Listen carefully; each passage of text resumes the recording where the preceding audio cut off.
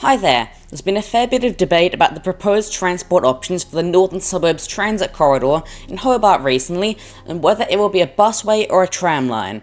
I'm not going to delve deep into that debate today, and instead I'm going to outline my own proposal for a light rail line through Hobart's northern suburbs. I'll cover my proposed route, frequencies, stations, and anything else I consider to be of note. Hi, I'm Tasmanian, and it's time to get on board Hobart Light Rail.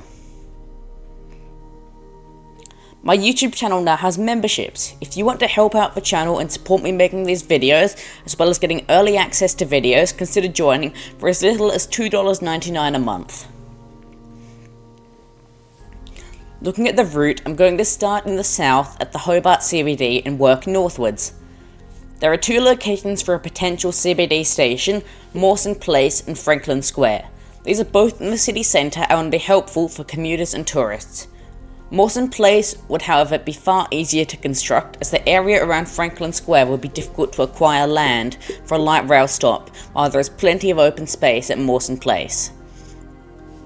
Leaving the Mawson Place stop, we travel besides Davy Street until just after the junction with Evans Street.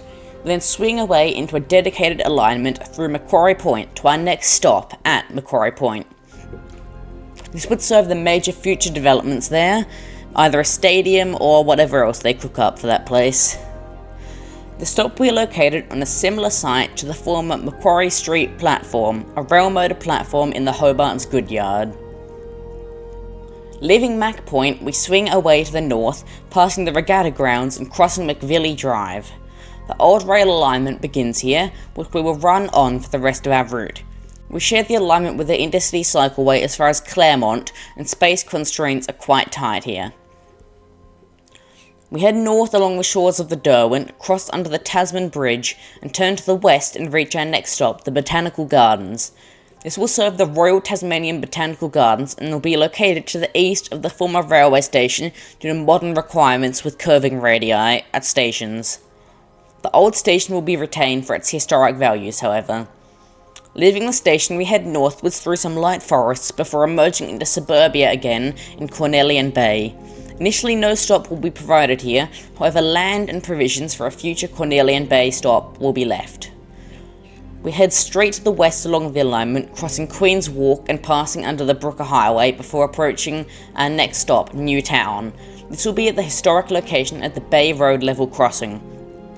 This will be situated in a new redevelopment of the immediate area with medium density housing and commercial development.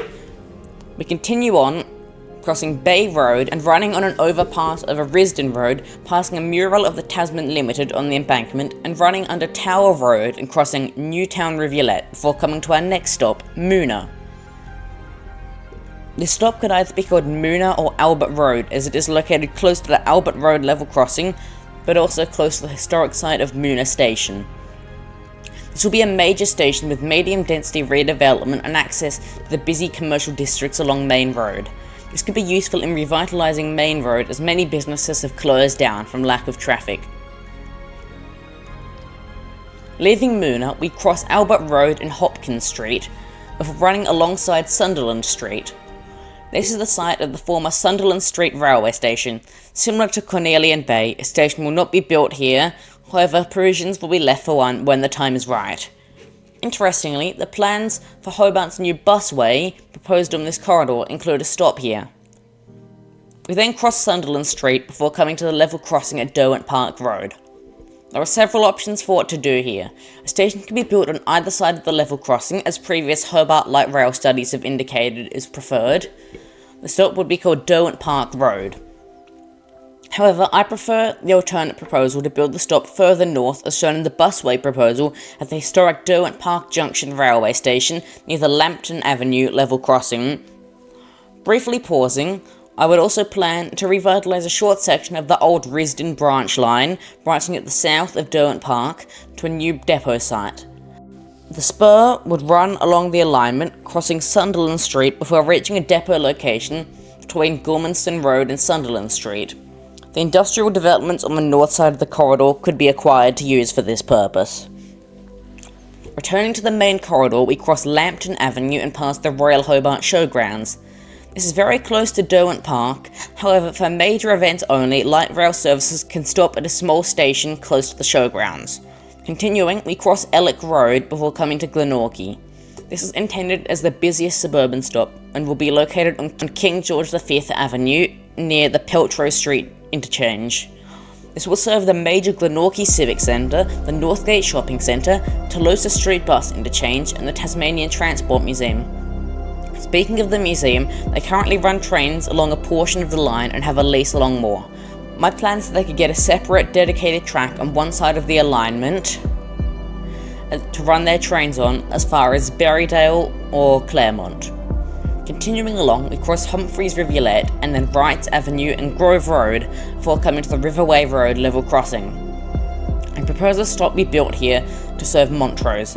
Most proposals for the Northern Suburbs Transit Corridor here omit Montrose, but I believe this is a better location to serve the area than Rosetta. We continue north, crossing Islet Rivulet and coming to the historic Rosetta railway station site at Dodson Street. I do not propose a station is built here because of its minimal catchment and proximity to Montrose. We head north again, crossing Main Road and passing under the Brooker Highway before reaching Berriedale Road. We are now in Berriedale and we need to consider closely where the stop is located. One of the key goals of the light rail project as proposed by the Department of State Growth and the Hobart City Deal is to connect Moonah to the city on the light rail. This is difficult to achieve as by building a station near Moonah it limits usefulness to the rest of Berriedale. The options I see are to build it down near Berriedale Road at the historic site or near the Granada Tavern. Considering the goal of serving Moonah, I'll choose the Granada Tavern site as it is much closer to the Moonah entrance than Berriedale Road. Shuttle buses could run from the stop to Moonah. The stop would either be called Berriedale or Berriedale Bay, as I propose to potentially have a second station in Berriedale. I'll choose the Berriedale Bay as the name for this reason. Heading north, we have a long stretch with no level crossings, meaning higher speeds, before crossing Mentmore Street. This is where I propose a second station for Berriedale, and will be at the terminus of the Tasmanian Transport Museum's line. This stop will either be called Windermere or Mentmore Street. I'll choose Windermere as it is much better known than the very short Mentmore Street. This stop could be considered as a future stop to be preserved, like Cornelian Bay and Sunderland Street, but I believe it serves a large enough community to be opened with the rest of the line. We then head north, passing under Main Road and Box Hill Road before coming to our Claremont stop. The original Claremont station was located further south and was the junction for a line to Cadbury. The station site has since been removed and Box Hill Road was built over it. I'll position our stop further north, closer to Bilton Street and serving the modern Claremont Plaza. This will feature a bus interchange which will be relocated from the current stop on Bilton Street. We head north again, crossing Bilton Street and running through Beedham's Reserve, passing another historic station I do not intend on reopening, Hilton Road, and passing over the Roseneath Rivulet and crossing Austin's Ferry Road to come to our next stop, Austin's Ferry. This will be at the historic site just north of Austin's Ferry Road. This could be an interchange with a future Austin's Ferry wharf on the Derwent ferry system located about 8 minutes walk from the stop. We then continue north and northeast before entering bushland for a long stretch along the shores of the River Derwent. We pass another old station, St. Virgil's, which served the private college and I do not intend on reopening. We now leave the scenic bushland and enter new developments, crossing Stony Point Drive. We then come back to the river, running on an embankment over Gould's Lagoon and running through the suburb of Granton along the waterfront. We then reach Granton Station, located at the Heritage Station where the building remains. The old station will be preserved and used for this stop. This could be a catalyst for new developments in the area. This will be the terminus of my proposed first stage. The second stage will cross the Derwent and run to Bridgewater and Brighton. Starting at Granton, we run along the old alignment, passing under the Midland Highway Bridge and reaching the old Bridgewater Causeway. Sadly, the heritage bridge over there will be removed in the next year, so we can't use the existing rail line, but we can run along the causeway, which will be retained, and build a new bridge at the gap between the causeway and Bridgewater. We now reach our penultimate stop, Bridgewater. This will be located at the old Bridgewater Junction railway station site, and is the end of our abandoned rail right-of-way. The rest of the line will run alongside active freight lines. New tracks will be built on the side of the freight rail alignment to help separate traffic. We run north, crossing Boyer Road, Cobbs Hill Road and Wiley Park Road before reaching the Brighton Industrial Park. We run through here, crossing Glenston Road once and passing under it later on. We passed under the Midland Highway twice, running on an alignment rebuilt during the Brighton Bypass project, before crossing William Street and reaching our terminus at Brighton.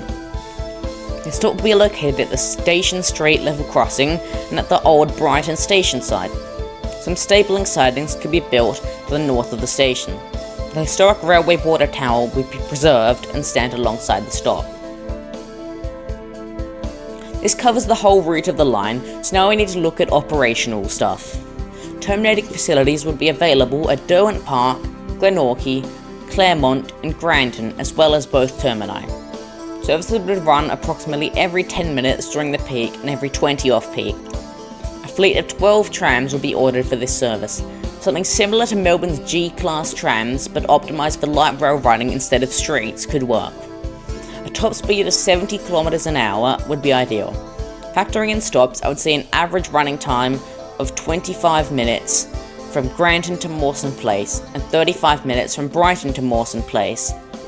Time savings from Granton using the express bus would be about 25 minutes saved, from Brighton about 55 minutes saved from the bus, and from Glenorchy about 15 minutes saved. In terms of driving, it would take a very similar time to driving off-peak and during peak faster because of congestion. The line will be useful both as a general passenger carrying service and as a tourist attraction. The line runs through some very scenic areas and serves Moonah and the Botanical Gardens. New bus interchanges and feeder routes could be established at places like Gagebrook, Abbotsfield, West Moonah and Lutano. Looking at future expansions, Hobart is very geographically constrained when it comes to rail development, so the only future expansions I can see is a line down Sandy Bay Road to Lower Sandy Bay. If UTAS keeps its Sandy Bay campus, a branch line could be built there to serve students. Bus rapid transit over the Tasman Bridge to Glebe Hill and down the southern outlet are much better ideas, traversing areas rail can't reach easily, but bus rapid transit would not be suitable for the Northern Suburbs corridor because of its lower capacity. This brings me to the end of this video on my proposal for Hobart Light Rail. If you enjoyed this video, consider subscribing or becoming a channel member for early access to videos like this. Thank you very much for watching, and I will see you next time on Tasmanian.